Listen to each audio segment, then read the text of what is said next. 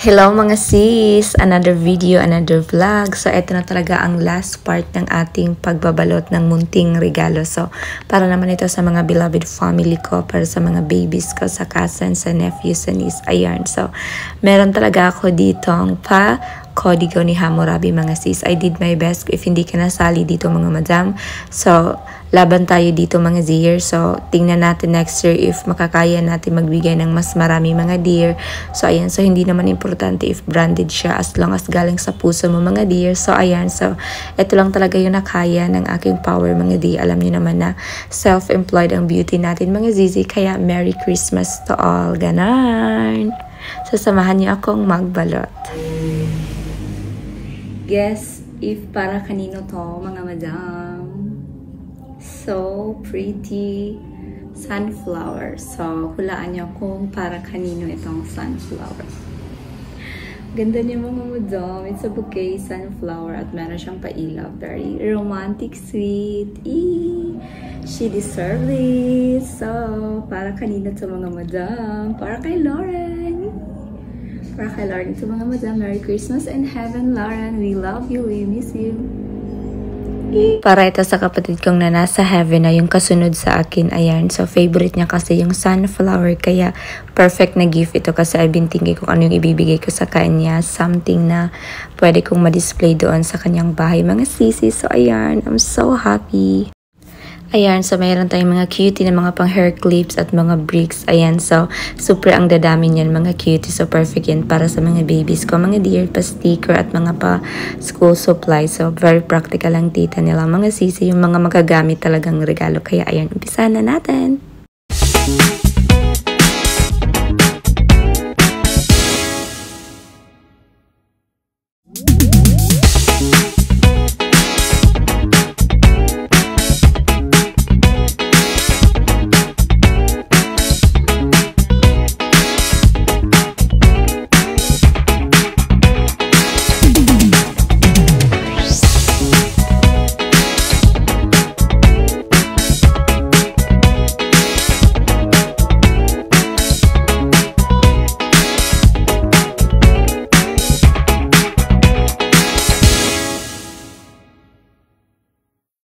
Ayan, so ito na talaga ang moment na pinakahihintay ko basta December mga sis yung magbalot ng gift para sa mga babies ko. Ayan, so gusto ko talagang maging core memory nila ito mga sisi, yung makatanggap sila ng gift basta Pasko, yung maging happy sila, yung ma-feel talaga nila yung vibe mga sisi. So ayan, so grabe talaga. Last year is yung binigay ko sa kanila is mga foodies, mga chocolate, ganun. And then ngayon is nag-upgrade tayo ng very light. Ayan, so mas excited ako ngayon yung reaction nila mga sisi kasi grabe talaga yung mga bata, mga madam is lahat yan talaga na-appreciate nila mga sisi. Kaya kahit hindi naman yan branded or mga mga sisi, as long as galing yan sa puso mo, talagang tinatanggap nila yan mga madam. At grabe yung reaction nila mga madam, hindi mapapantayin yung kanilang happiness, yung kanilang smile, ganon. I'm so excited sa magiging reaction nila mga zizi.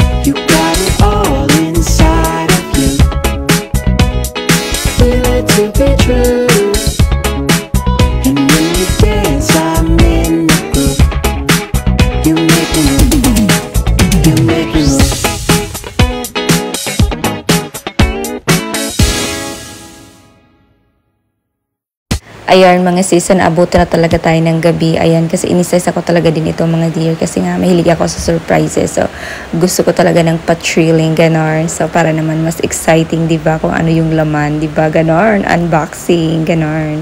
So, ayan mga sisi. So, epic fail talaga ito mga dear. Kasi naubusan tayo ng pambalot. Kasi, hindi ko na-calculate. So, akala ko carry lang ang pambalot natin dear. Pero, short pala siya mga zizi. Kaya, ito lang talaga yung carry natin. Ito lang yung nabalot natin mga zizi. So, ito yung ginagawa ko after ng simbang gabi. So, magbabalot ako ng gift. So, tomorrow is another day. Ganun.